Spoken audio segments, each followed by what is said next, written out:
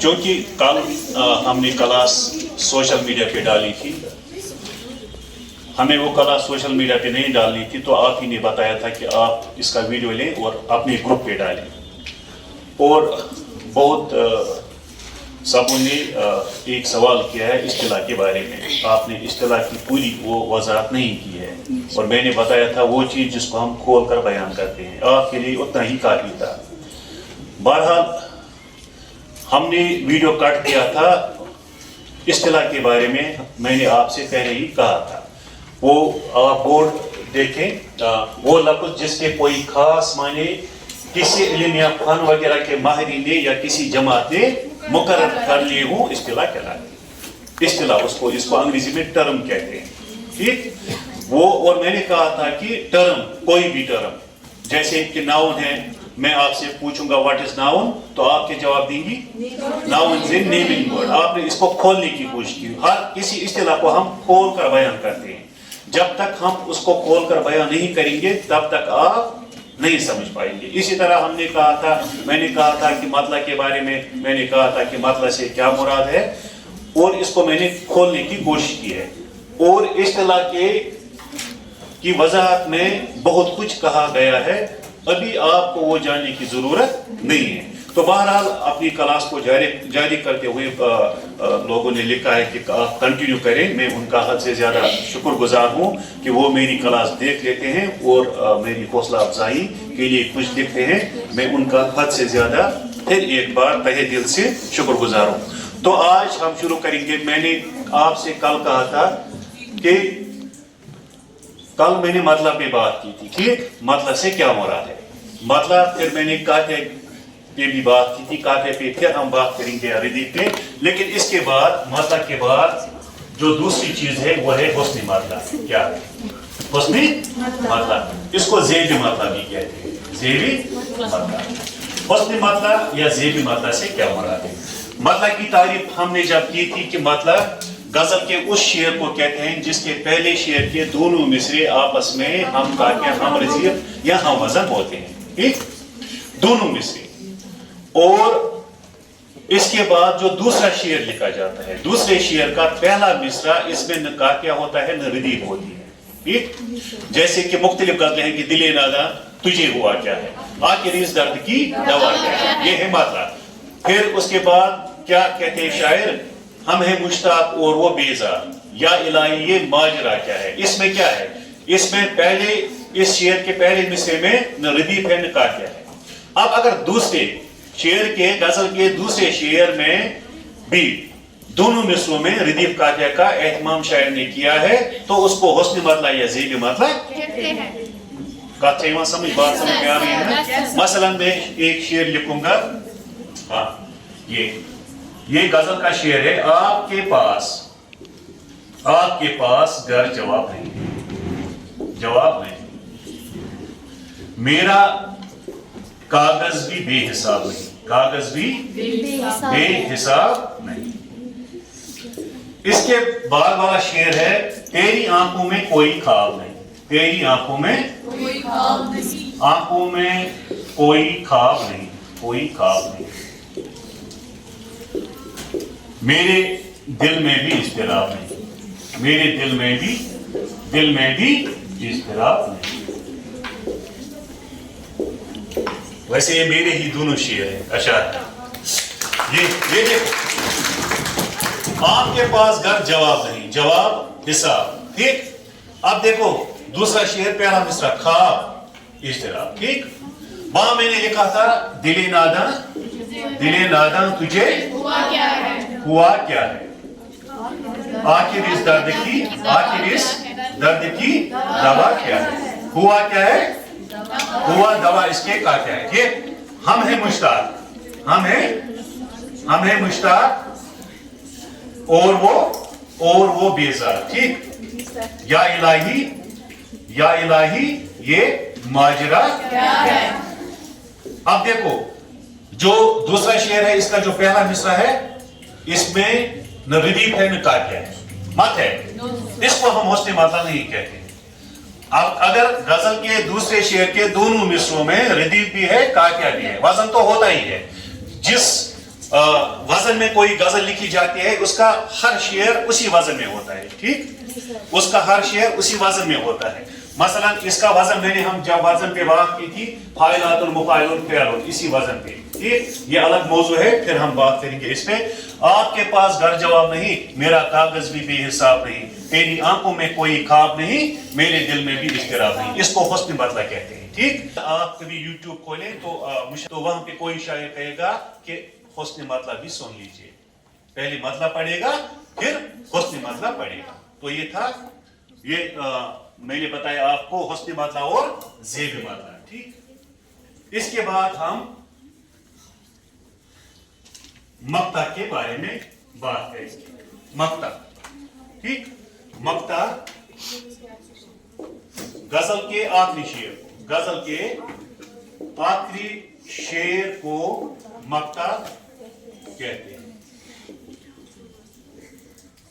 इसमें शायर ने उमूमन अपना तखल्लुस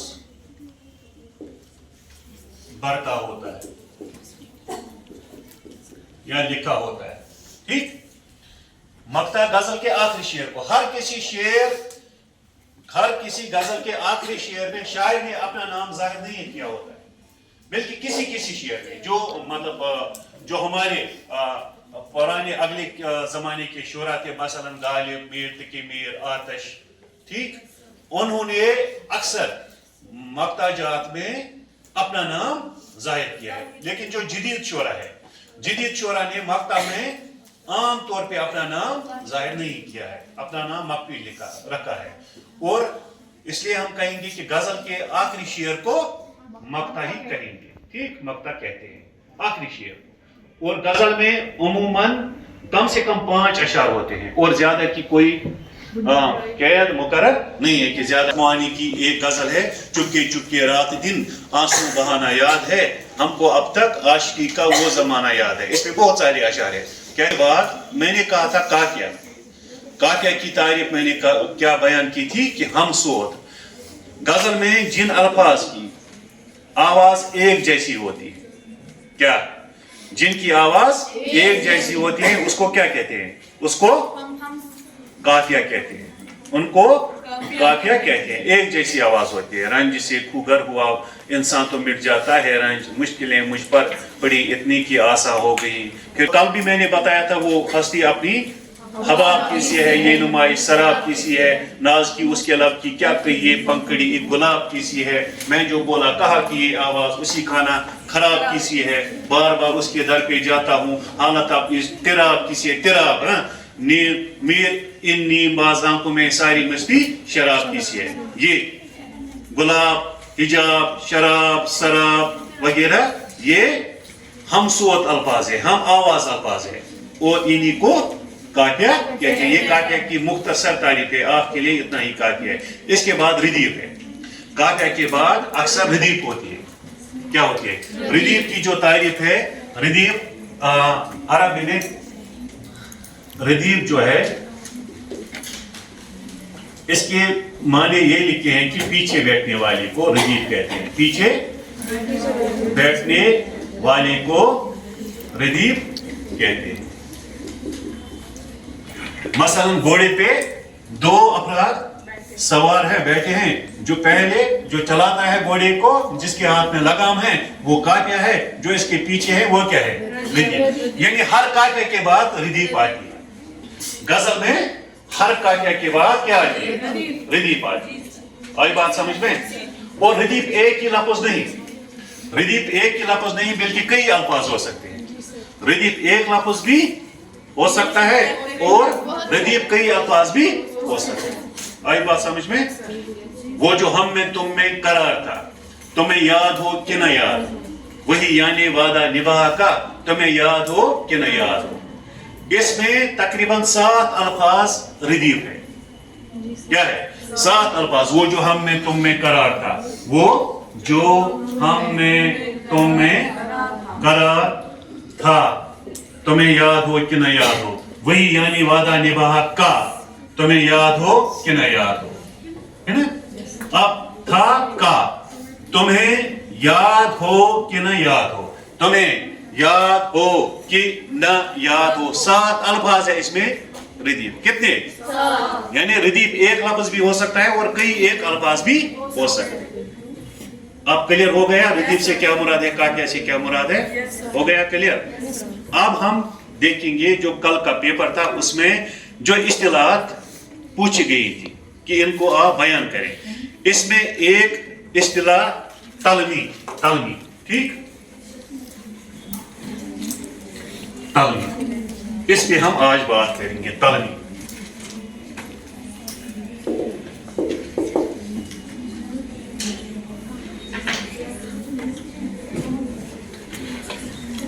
غزل کے شعر میں یا اشعار میں, جب شاعر کسی تاریخی واقعے کی طرف اشارہ کرتا ہے, ٹھیک, تو وہ شعر یا اشعار تلمی کہلاتے ہیں.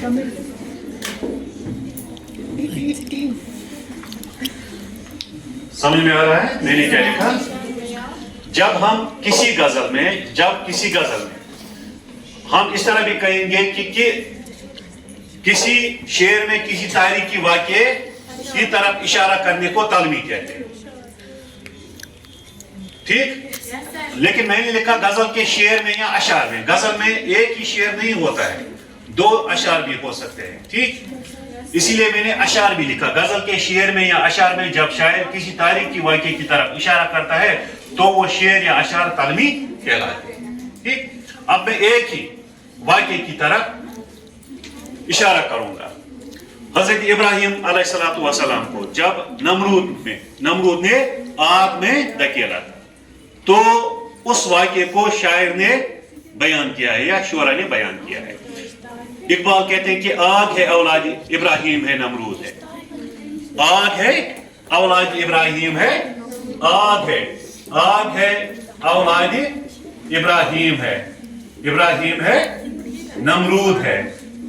کیا کسی کو پھر کسی کا امتحان مقصود ہے. نمرود کو کیا گلزار, ایک ہی واقعے کی طرف ناری نمرود کو کیا گلزار. دوست کو یوں بچا لیا تو نے, دوست کو یوں بچا لیا تو نے. وہی نمرود کی خدائی تھی. بندگی میں میرا بلا نہ ہوا, بندگی میں میرا بلا نہ ہوا. ایک اب میں نے کہا اشعار بھی. عاجز نواز آتش کہتے ہیں کہ عاجز نواز دوسرا تجھ سا کوئی نہیں. عاجز نواز دوسرا تجھ سا کوئی نہیں. رنجور کا انیس ہے ہمدم علیل کا. پھر کہتے ہیں کہ موسیٰ کو تیرے حکم سے دریا نے رہا دی. کیا یہاں پہ حضرت موسیٰ علیہ السلام کا واقعہ بیان کیا گیا ہے. موسیٰ کو تیرے حکم سے دریا نے رہا دی. پھر ان کو تو نے غرق کیا رود نیل کا. پھر ان کو تو نے غرق کیا رود نیل کا. پھر کہتے ہیں اسی میں طوفان میں ناخدائی یہ کشتی ہے نوح کی. طوفان میں ناخدائی یہ کشتی ہے نوح کی. حق کا جواب ہی نہیں تجھ سے کفیل کا. حق کا جواب ہی نہیں تجھ سے کفیل کا. آئی بات سمجھ میں؟ میں نے کیا لکھا غزل کے شعر میں یا اشعار میں. یہاں پہ آتش نے غزل کے 2 اشعار میں طلبی سے کام لیا ہے, کسی تاریخی واقعے کی طرف اشارہ کیا ہے. کہتے ہیں سمجھتا ہے, یعنی جس شعر میں شاعر نے کسی تاریخی واقعے کی طرف اشارہ کیا ہوگا اس کو تلمی کہتے ہیں. ہزاروں اشعار ہیں. نہ گورے سکندر نہ ہے قبر دارا, یہ تاریخی شعر ہے نا. نہ گورے سکندر نہ ہے قبر دارا, مٹے نہ نیو کے یا گالی بھی کہتے ہیں موسیٰ کے بارے میں کیا فرض ہے کہ سب کو ملے ایک سا جواب. آؤ نہ ہم بھی سیر کریں کوئی دور کی. تو یہ تھی تلمیہ. اب تلمیہ سے کیا, تلمیہ والا جو شعر ہوتا ہے اگر ہم دیکھیں گے تو اس کو پڑھ کر اس کو جان کر ہمارے علم میں بہت زیادہ اضافہ ہوتا ہے. مثلا اگر آپ یہ شعر پڑھیں گے, آج ہے اولاد ابراہیم ہے نمرود ہے, پہلے آپ کو یہ واقعہ جاننا ہے. اس واقعے سے آپ کے علم میں اضافہ ہو گیا. یا ناری نمرود کو کیا گلزار, یہ بھی وہی واقعہ وہی ہے. دوست کو یوں بچا لیا تو نے, یا موسیٰ کو تیرے حکم سے دریا نے راہ دی, پھر موسیٰ والا واقعہ آپ کو جاننا ہے. ٹھیک, اسی طرح نہ بورے سکندر نہ ہے قبر دارا, پہلے جاننا ہے سکندر کون تھے, دارا کون تھے, ان کے مابین کیا ہوا تھا. اور اس طرح آپ کے علم میں ان تلمیات کی وجہ سے حد سے زیادہ اضافہ ہو سکتا ہے, حد سے زیادہ اضافہ. اور ایسے بہت سارے اشعار ہیں جو تلمیات سے بھرپور ہے, جن میں شاعر نے تلمیہ سے کام لیا ہے, اور آپ ان اشعار کو پڑھیں, آپ کے علم میں بہت زیادہ اضافہ ہو گیا. Thank you very much.